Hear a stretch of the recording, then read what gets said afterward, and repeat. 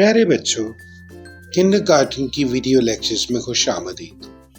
आइए मिलकर सीखें और मज़े मज़े की वीडियोस से इल्मी सफ़र शुरू करें।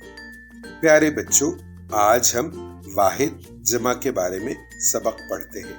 वाहिद ऐसे लफ्ज को कहते हैं जिससे एक चीज, जगह, शख्स या जानवर का नाम जाहिर हो।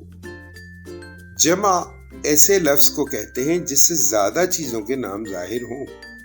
जैसे परिंदा वाहिद है और परिंदे जमा।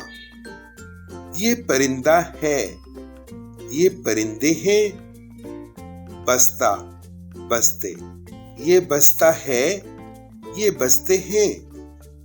पौधा पौधे, ये पौधा है, ये पौधे हैं।